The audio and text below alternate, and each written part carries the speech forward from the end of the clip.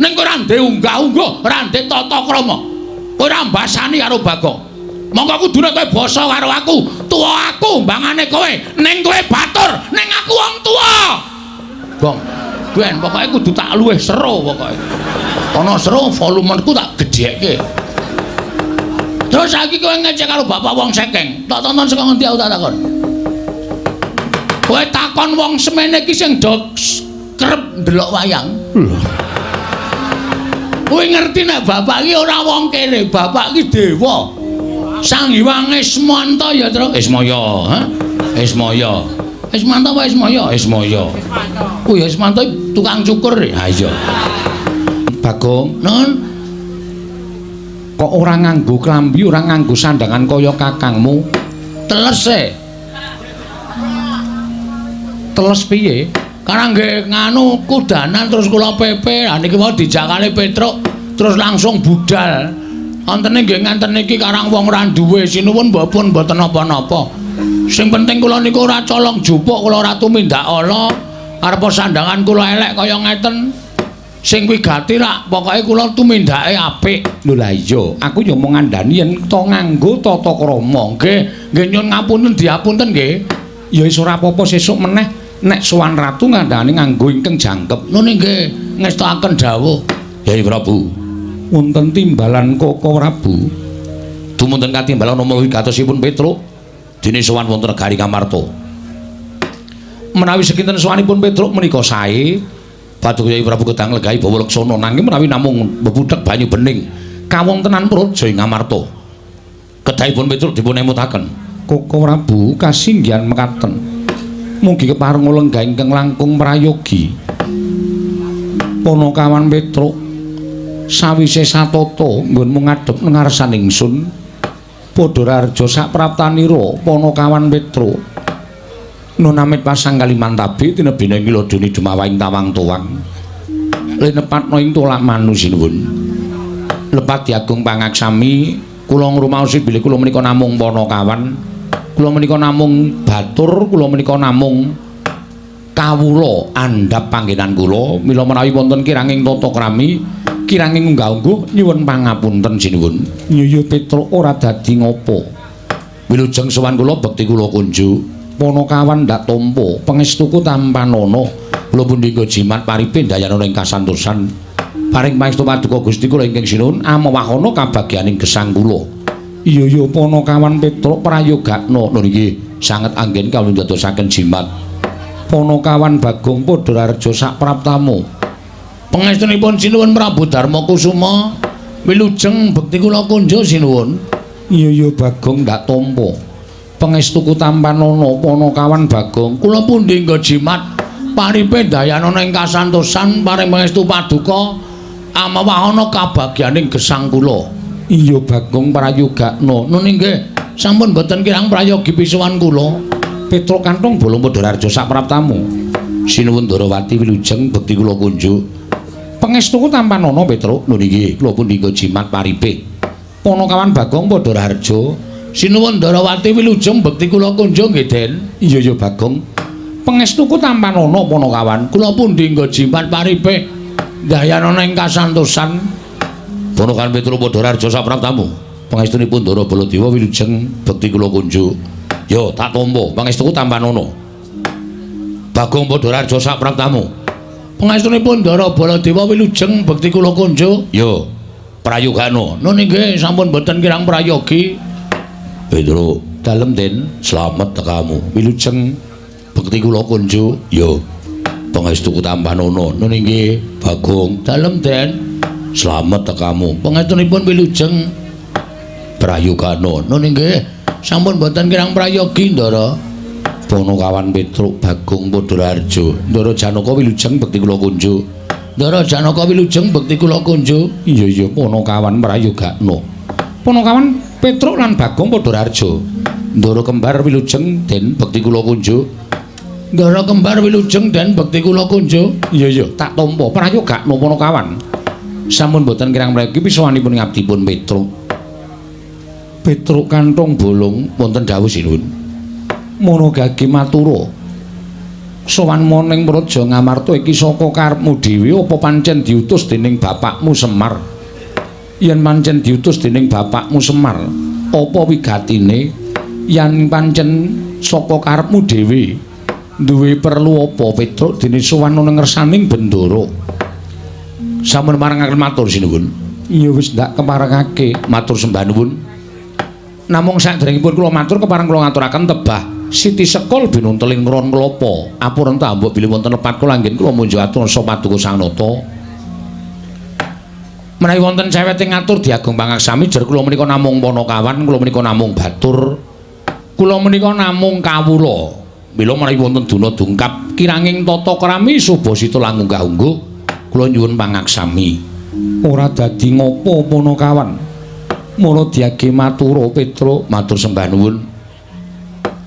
Estunipun ngaten sinuwun, sowan kula menika mboten saking kajengan kula piyambak, namung kula menika dapur dipun utus dening Bapak Semar. Lan mugi andadosna ing kawuningan sampun wonten kinten-kinten setunggal candra menika bapak niku kaya wong masuk angin ning waras. Kaya wong waras ning nek kula sawang kok kaya wong lara. Lire kepiye Petruk? Saben dinten niku ming mogok-mogok teng ngajeng griya. Mboten mubah, mboten musik. Monggo pendak ditakoni ora tau wangsulan. Dedaharan sing diaturake ibu ngersaning bapak ora tau didahar, unjukan ora tau diunjuk. Bapak niku nek kula sawang kaya nelongso atine.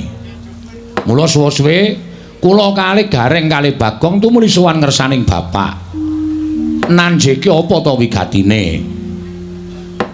Kula matur ngersanipun bapak, "Pak, eneng apa?" Nek bapak kuwi duwe pepinginan, nek bapak kuwi duwe kekarepan, saiki bapak paringa pangandikan karo anak-anak. Merga sing jeneng wong urip ning alam padang ki cakra manggilingan. Biyen aku karo Gareng karo Bagong tok gula wentah. Ning bareng saiki anak wis padha mentas, anak kuwi duwe kewajiban mituruti kekarepaning wong tuwa. Ngoten niku. Barang kula matur kaya ngoten niku bapak terus alon-alon niku gelem paring pangandikan. Iya Petruk, nggih. Krekel-krekel alon-alon terus paring pangandikan kali kula kali Bagong. Ngene le. Jane aku meneng wae iki ora kok perkara aku mikir kahananku dhewe ora. Luwih-luwih aku mikir kulawargaku, mikir-mikir anak-anakku ora. Wong anak-anakku ya wis mentas kabeh. Ning kowe ngerti, nuwun sewu lho kula menika ngoko merga kula nirokke suwantene bapak. Iya Petruk ora dadi ngopo. Ning kowe ngerti Semar urip ana ing alam padang kuwi merga aku gelem didapuk dadi menungsa. Nek aku biyen gelem dadi dewa, mestine uripku ora kaya ngene iki ning gandeng aku ki gandrung karo katentreman, gandrung karo kerukunan.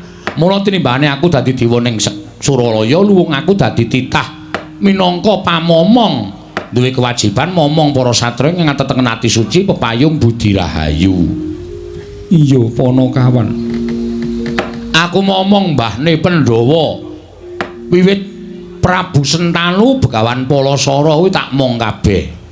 Ning aku rumangsa seneng momong sing gawe tentrem atiku ning sing gawe kabagyaning uripku nalika aku momong marang para Pandhawa. Sebab Pandhawa ki pepethinganing para titah, pepethinganing para satriya sing ngateteken ati suci pepayung budi rahayu.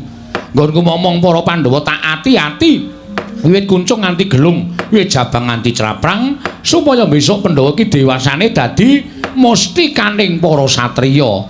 Dilalah kok kelakon. Ngamarta sing dilenggahin para Pandhawa kuwi mujudake negara ingkang adil, makmur, warata, tias bagya mulya, gemah ripah loh jinawi, karta tata turaharja.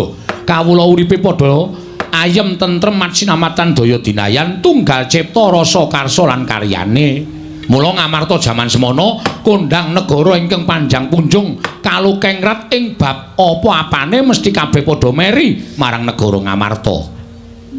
Iya Panakawan. Ning kok saiki ora kaya ngene ya, Truk. Kula terus matur, "Lah pripun, Pak?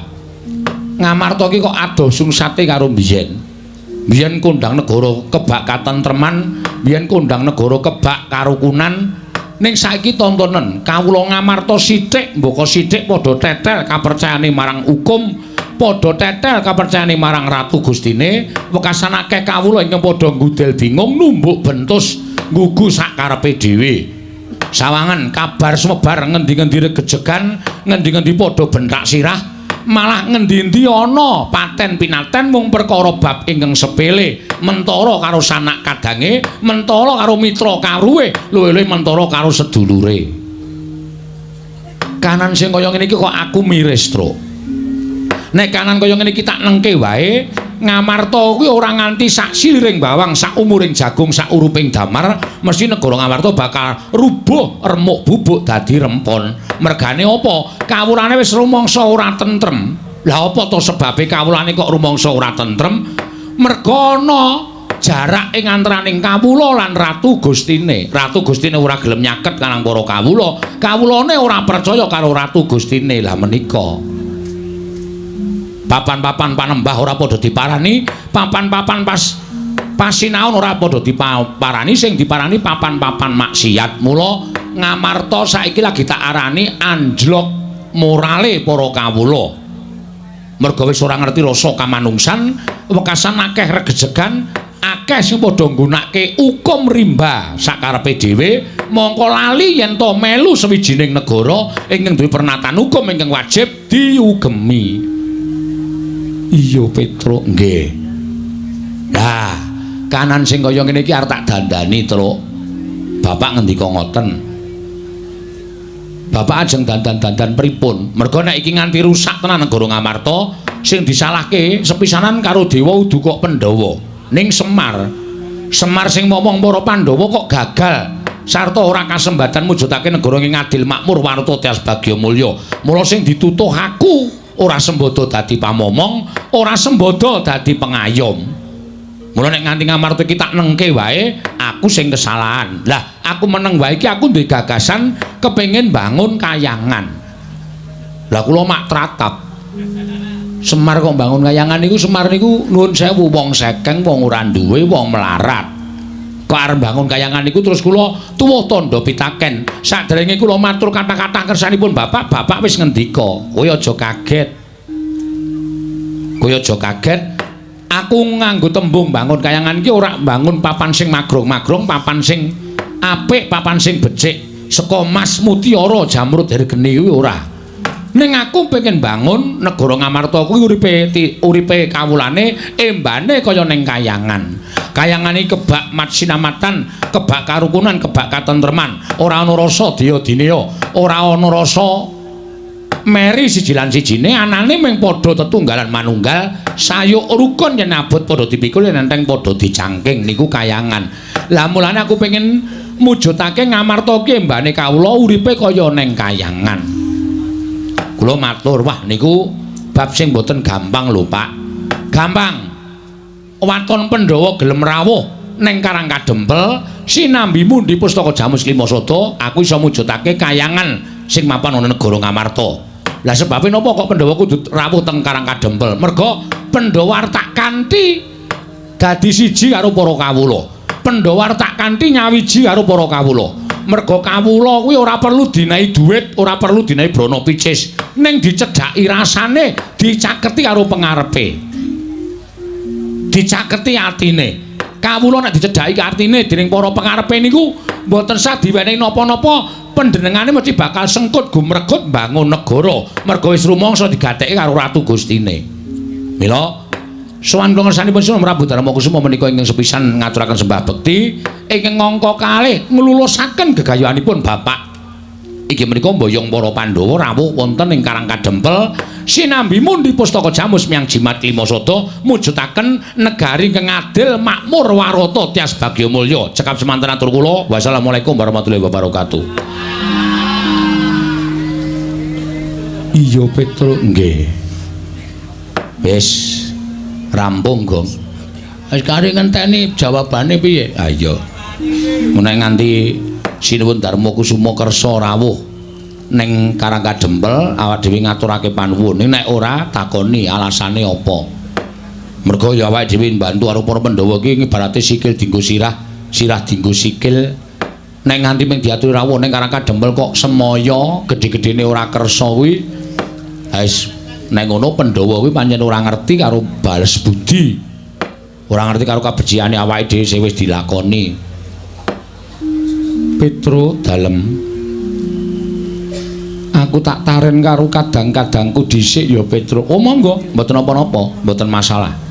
Langkung prayogi taren merga menika mujudaken satunggiling pirembagan supados sakmangke saged kasembatan panjenenganipun Bapak Semar. Menawi panjenengan sarujuk Ndara Werkudara ora cocok menika ya ora bakal mlaku. Panjenengan kali Ndara Werkudara pun mathuk pun gathuk Ndara Janaka ora mathuk niku ya ora mlaku. Mula 5 cacah menika kedah manunggal dados tunggal. Kedah saged tetunggalan rawuh wonten ing Karang Kadempel sinambi mundi pustaka jamus miyang jimat kelima sada. Werkudara, nggih.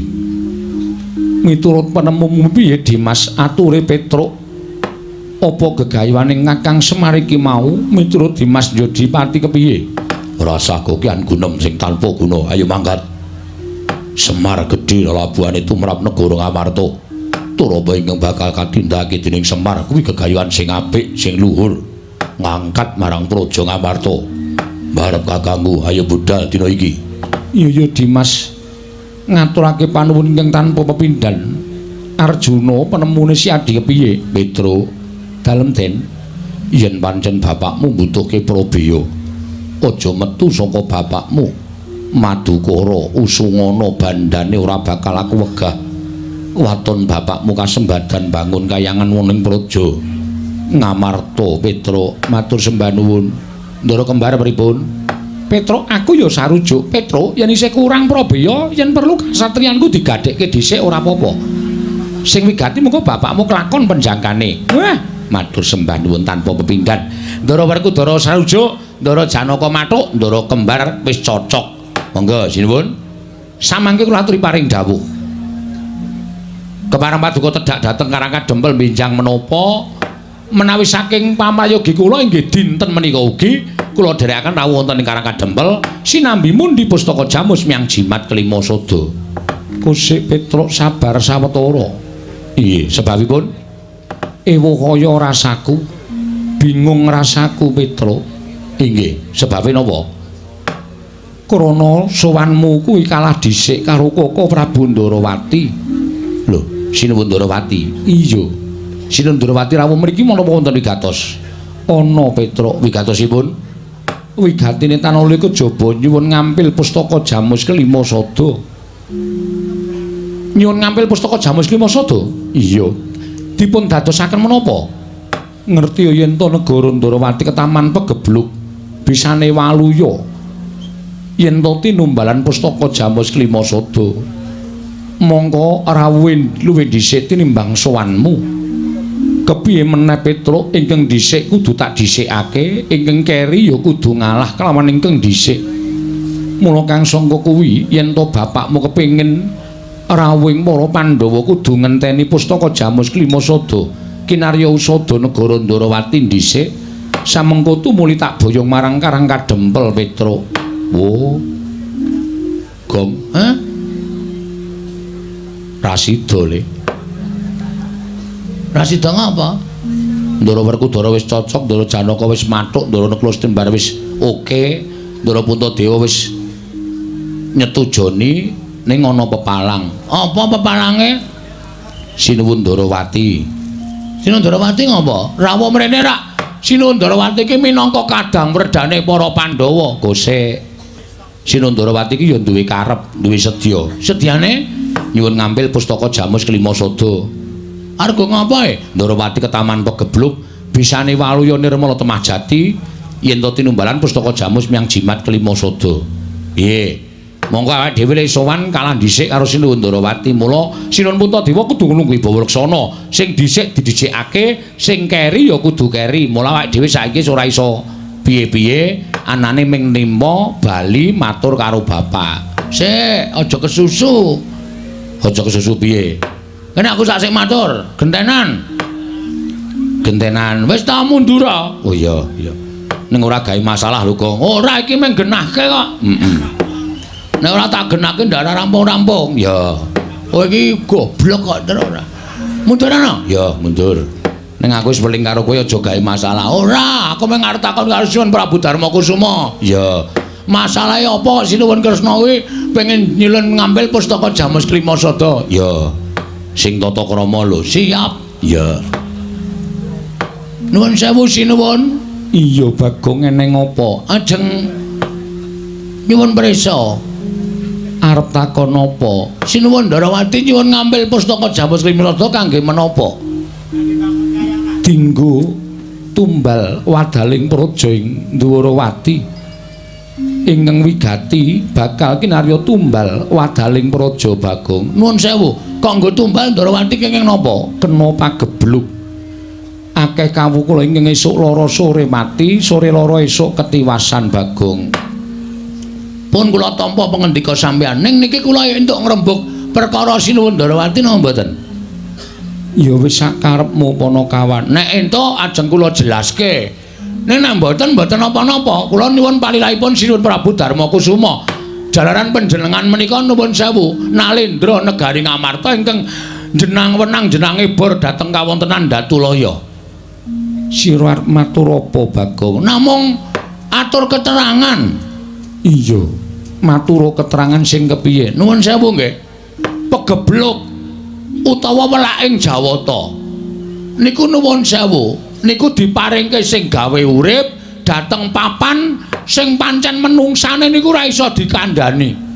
Tegese kon manembah ora gelem manembah, kon tumindak apik ora gelem tumindak apik. Niku dewa mesti paring pagebluk kalih papan niku sranane digawe napa mawon, larang sandang larang pangan, ketukulan ditandur ora tukul, niku sing gawe Gusti.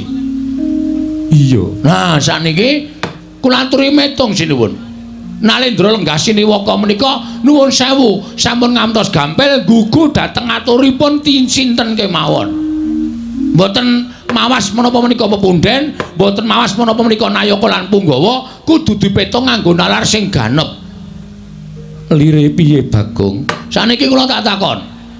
Ngastina niku sing dadi ratu Prabu Duryudana. Sak urawane, teng mriku enten Sengkuni, teng mriku enten Durna. Niku menungsa pendak dina do gawe dosa. Iya. Ning rak kok ora ketaman pegebluk. Kok ayem-ayem mawon, kok tentrem-tentrem mawon. Terus saniki kula tak nyuwun pirsa karo sampeyan. Negara sing ratune titis dewa niku negari pundi? Negara Ndwarawati. Betul. Negara sing ratune titis dewa niku negara Ndwarawati. Iya, Panakawan Bagong. Titising Sang Hyang Bathara Wisnu. Saiki negara sing ratune ratu lumrah, ora titis dewa, ndak ora ketaman pegebluk. Kok negara sing ketunggon ratu titis dewa kok ketaman pegebluk niku nuwun sewu. Napa ketemu nalar? Apa ketemu ngakal? Monggo sing dadi ratu titis dewa lho. Lah niki enten niki panjenengan niku aja gampang percaya. Ratu niku nek gampang percaya morat marit negarane. Ratu niku nek ora nggunakake paningal batin, ming paningal lair tok, morat marit negarane. Saniki ketemune ngaten mawon. Ketemune piye Bagong? Nuwun sewu, jaman sak mangke menika aja percaya karo wong sing paling cedhak kalih panjenengan, aja percaya karo kanca sampeyan. Nuwun sewu rencang sampeyan. Merga ana tetembungan kedung jero iso dijajaki, ning atine menungsa sapa sing ngerti. Niki akeh sing kanca tegel karo kanca, sedulur tegel karo sedulure dhewe, merga mung kepengin kedurungan derajat pangkat, merga mung kepengin kedurungan bondo donya. Niku lho Den, mula panjenengan kudu menggalih babakan perkara niku. Nuwun sewu, saniki pertanyaannya ya nek iki Kresna tenan, nek udu ayo. Nek udu Kresna, terus pustaka Jamus Klimasada digawa nata Ndarawati, digawa teng negara Ndarawati. Dinggo tumbal niku apik-apike mung dipendhem. Monggo dipendhem niku ora bakal bali meneh. Monggo pustaka Jamus Klimasada menika panggesanganipun para Pandhawa. Menika panggesanganipun para kawula sak negara Ngamarta. Nek nganti Pandhawa koncatan pustaka Jamus Klimasada, wong sing ora seneng karo para Pandhawa, arep gawe kampitunaning Pandhawa, arep gawe cilakaning Pandhawa, niku bebasan angel mijet wae ngranti suwe banyu sinaring. Monggo pusaka wis kebaca dadekke tumbal. Sampeyan wis ora duwe pusaka Jamus Klimasada, wong sing ora seneng karo Pandhawa, gawe cilakaning Pandhawa gampang. Goleki Kresna sing gawa wis ora ana, merga nuwun sewu niki mung gaweane wong. Napa sampeyan mboten percaya, mboten cilaka? Iya, Bagong. Nggih, mula nuwun sewu lho, kula ora arep obong-obong siji lan sijine. Ning niki benerke kahanan supaya kabeh menika iso kelakon ora ana sing dirugekke ngoten. Ning nek Semar niku karepe Pandhawa rawuh 5 cacahe teng Karang Kadempel. Ora ndek niat napa-napa. Pandhawa ora pisah karo Pustaka Jamus Limasada. Lah tegese Semar niku pancen ngerti nek Pustaka Jamus Limasada niku ora bakal pisah karo para Pandhawa. Ning nek pusaka mangparingke Sinuwun Darawati menggo tumbal westa, yakin ora mulih pusaka. Niku yakin kula mboten ajeng aja-aja ora bakal bali teng tanganing para Pandhawa. Pandhawa kelangan Pustaka Jamus Limasada. Nah, wong sing ora seneng karo para Pandhawa, gawe cilakaning Pandhawa, angel mijet wae ngranti suwe banyu sinaring. Saniki ngaten Sinuwun. Niku terserah sampean. Ajeng mangparingke Sinuwun Darawati napa kula kalih Petruk niku monggo. Ning kula suwun kula nyekeli aturipun Bagong. Kula aturi gatosaken aturipun Bagong. Mang petang-petang teng penggalih panjenengan. Bener sapa? Ngoten. Apik mangparingke Sinuwun Darawati napa apik mangparingke Bagong? Niku teng lambe ati sampean. Nek apik mangparingke Kresna nggih mangparingke Kresna, nek apik mangparingke Bagong nggih mangparingke Bagong. Ning nggih niku nek diparingke Kresna menggo tumbal, nek diparingke Bagong ora pisah karo para Pandhawa prapteng Karang Kadempel. Ngoten mawon. Ngatos-atos lho. Saniki akeh wong nyewake sandangan wayang wong. Nek nganti niki panjal maning menungsa sing niate menghargai rusak negara Ngamarta terus nyilih nyewa sandangan wayang wong wujude Kresna mengargo apus-apus. Wah, sampean cilaka. Yakin niku. Kula mboten gawe-gawe.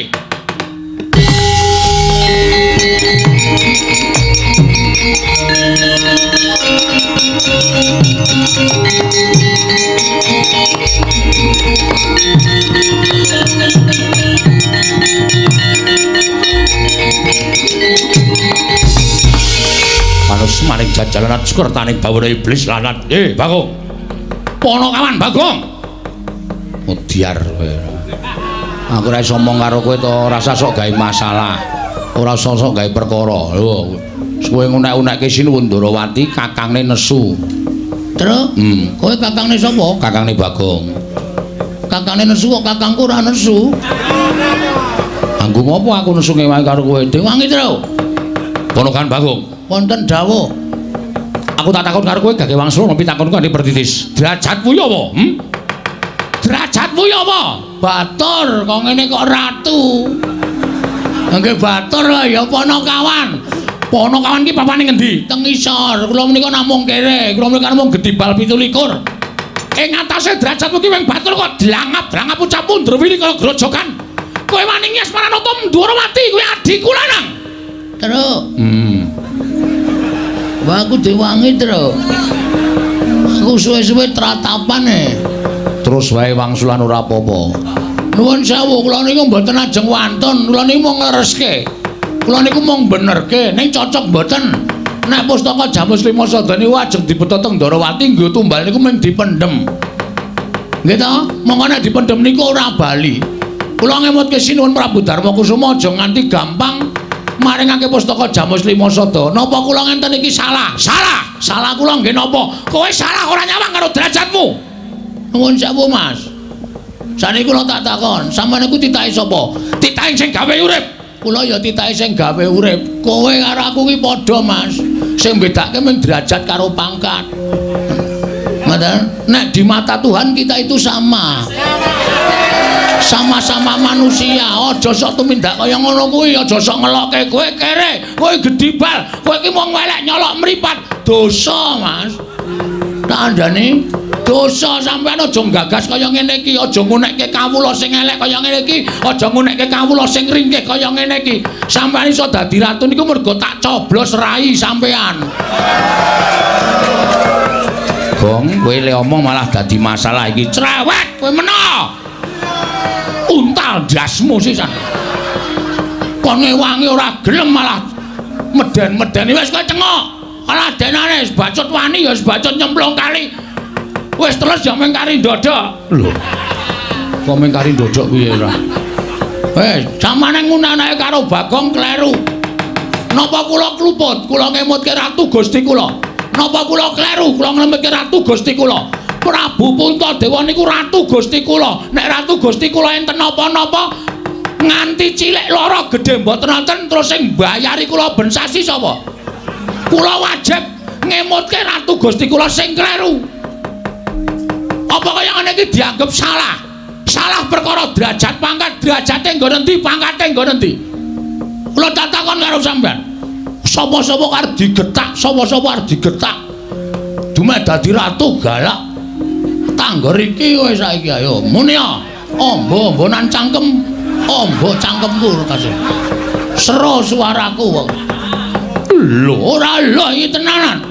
Sing tau nek kowe meneng wae kok kakangne nesu-nesu iki ngopo? Mergo aku tresna karo adikku lanang. Terus? Kowe tresna ora karo aku? Nek kowe tresna kowe muni ngono iki, Tru. Men aku marem, Tru. Amoh, oh setan iki. Ora gelem muni ngono to? Ora. Kowe wani ngasmane Kyai Prabu Ndrawati padha karo wani karo Nata Mandura Prabu Baladewa. Kowe wani ngelari jajane Kyai Prabu Ndrawati padha karo kowe wani karo Nata Mandura Prabu Baladewa. Kowe ngila karo kahananmu. Ing ngatasi Semar arep bangun kayangan iki Semar iki derajate apa Jawa aku tak takon. Semar iki derajate apa? Aku tak takon kok wani bangun kayangan. Kowe ora gagas to, kowe iki ora ngerti sejarah iya, Mas. Lho, kowe ora basa karo aku, tak basanono wong sampean wis ora ngajeni karo aku. Sampeyan karo apa dadi Nalendra, nek karo para kawula ngajenono. Kowe aja gleleng dadi ratu ae. Kowe aja gaya dume lungguh kursi sing dhuwur. Ning aku nek gelem nglumpukke masyarakat tak jak demo telung kedeping paningal rubuh saka kursimu kowe. Aja sangunek-unekke masyarakat cilik kaya ngene iki tandani. Sampeyan iso gedhangkrang sila tumpang ning kursi iki mergo tak coblos, mbaya sembada. Biyen sampeyan ling mbeseli aku pira tok kon dadi tim sukses, ha? Karo tok janjen-janjeni kene iki sesuk tak bangun aspal, tak aspal kene esuk tak cor, kene esuk tak nehi toilet. Kabeh ya ming telek. Nek magang iki kaya janjine kaya dara kekalangane nek wis dadi lali micek mripate. Gong sabar, Gong. Ora sabar ana ngene iki. Ora wedi lho sawa-sawa terus. Ya wis. Aja tak enek iki. Ya. Aku ngelih to. Lah ya engko gampang. Tak nggo bengok-bengok sedelo wis ning krujuk ya weteng. Ya rasa bengok-bengok ora. Mau mangan orang. Oh. Glepunge tok ya ora apa-apa. Lajeng napa sampean? Arep pripun? Lajeng takon ngejak apa sampean? Wis rasa kekan gunung saiki kowe bali. Nun, saiki bali. Bali piye? Ora samboyong Mendawa, bali. Kowe ora wedi karo aku. Kowe ora wedi karo aku. Yen nganti aku iku nesu, ana Panakawan tak glandang nenggala, kowe mati. Salah, sampean salah. Salah, Mas. Pati uripe Bagong ora ning tangane Baladewa. Apa kowe ponakane sing gawe urip apa piye? Hah? Mulane aku nang ndi-ndi iki ora tau klamben, mergo aku wong ora tau wedi mati. Mati uripe manungsa iki ora gumantung karo kahanan apa wae, ning gumantung karo sing gawe urip. Arep sampean duwe nenggala, arep sampean membanggakan apa Gong? Bahwa nenggala niku ampuh niku ora tumrap sampean. Ning ampuh ing pusaka, ampuh ing ngaji-aji menika nek diridhoi karo Allah Subhanahu wa taala. Nek Gusti ora ngeparengake pusakamu ki ampuh, mbok tok tamake apa-apa ora bakal ampuh. Ngono? Ya jal piye tokno nek ora percaya. Nek iso mlebu nang wetenge Bagong berarti aku dipesthekke mati saka tangane Prabu Baladewa. Nek nek Bagong ditamani nenggala ora apa-apa, kewirangan kowe bol. Lho. Bol piye? Jenengmu sapa? Baladewa, tundang bol kok ora gelem. Apa kon ngundang boyok ngono? Dhuwure bol jengkolmu ora. Cangkeme ora. Wah. Ngono kok ora wedi karo Baladewa. Ora mboten wedi karo sampean. Bebasanipun ngaten sinuwun. sak kranjang koprak ngendikaning Prabu Baladewa kula lebetke kuping kiwa tak tokke kuping tengen ning sekelima ngendikaning Sinul Prabu Duryudana lho Puntadewa Gong wah Puntadewa lali bakal kula agem badhe kula agem lan badhe kula estaaken dawuhipun parap marsmaning jajalaran yen ngono cetha kowe wani karo Baladewa cetha kowe wani karo Baladewa wis kowe saiki bali kono karo bapakmu iki kon neling bapakmu iki kon mulat karo kahanane bapakmu ki wong sekeng bapakmu ki wong ora duwe kok arep bangun kayangan iki gablek apa mbok kon ngilo karo cengele mbok kon ngilo karo kahanane bapakmu ki wong melarat kok bangun kayangan ki ora ndelok karo kahanane bapakmu kuwi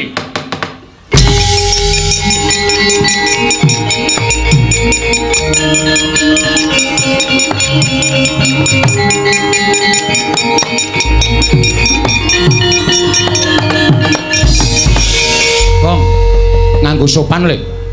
Kok njur ngadeg metenteng ngarepe Prabu Baladewa, Tru? Iki wis kelewat ukuran menungsa iki. Tegese piye? Sing dinyek udu aku neh, ning babe. Babe sapa? Babe Semar. Ayah. Ngono. Ame babang kok nyebut kok ayah ora. Bapak Semar. Bapak ki wong sing paling tak hormati, Tru. Piyai sapa ngendikake bapak ki tangan tengene sing gawe urip. Mula sapa sing wani karo bapakne kuwi bakal entuk hukum sing ora ana pangapura selawase urip. Siji, bakal nampa rekoso uripe, angka loro lawanging kanugrahan ditutup. Wong urip ning donya iki nek lawanging kanugrahan ditutup, arep ngopo wisan? Wis ora duwe pengarep-arep apa-apa. Mula nek ngani bapakku dieceh karo Ratu Mandura sing jeneng Baladewa iki. Baladewa iki aku ora trima to.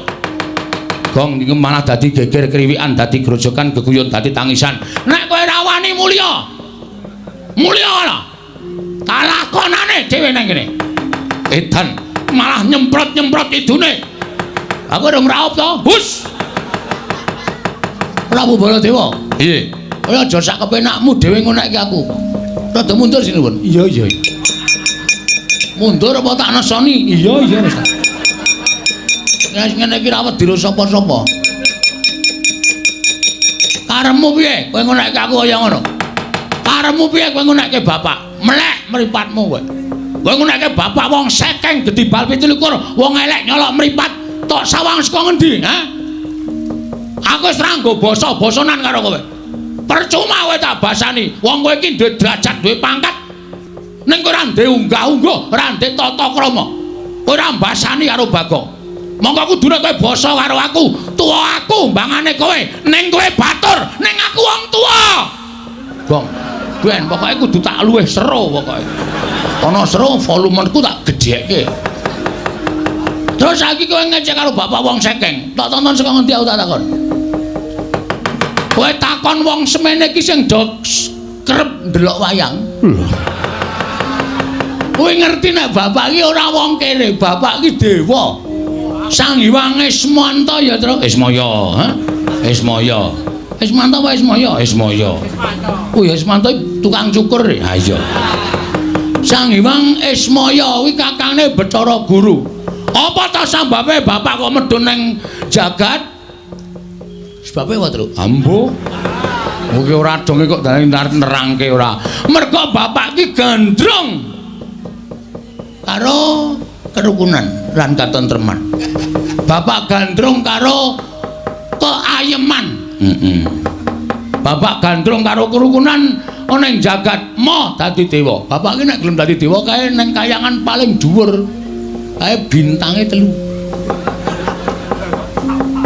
Saiki kowe kok iso ngonekke bapak ki wong kere. Saiki tak takon, asalmu saka ngendi to, Mas? Ha? Kowe saka negara Mandura. Ning kowe mbiyen ki disingitke nang Widara Kandang, diakoke anak Demang. Kowe mbiyen jaman nom-nomane mikul garu, mikul ruku, golek ramban, golek suket. Nggo makani wedhusmu nang Widara Kandang. Barang saiki kowe dadi ratu kok glelengmu minta ampun to, Bol. Mbok yo sadar diri. Kowe iki asale saka desa. Wong iki aja ninggal karo lanjarane. Wong iki nek ninggal asal mula bukane. Duwe derajat ora suwe, duwe pangkat cepet tetel, duwe bondo donya asat saben dina. Niku tenan aku ora gara, ya, Tru? Heeh. Balen ana. Saiki ngene, aku wis kesel nyuwara iki. Sermu piye aku tak takon? Lho, sermu piye? Karepmu apa? Aku manut. Aku kasar ya wani, alus ya wani, padangane wani, petengane apa meneh? Lho, nantang petengan. Wah, santai tenan kowe. Tak leboni linggis, tak leboni wesi, tak leboni paku, tak leboni sakaing wesi wetengmu. Wah, genep setahun kowe buka toko besi. Oh, disandet kok malah buka toko besi ra ya seneng malah ora. Ayo ngopo? Iblis. Ayo metu Jawa. Nek pancen wani karo Baladewa, diteter sepiro kekuatane Bagong. Oke, ora nang kene papane wong nanti. Metu Jawa, gelandang negara regane adipati. Ayo, iya, ayo.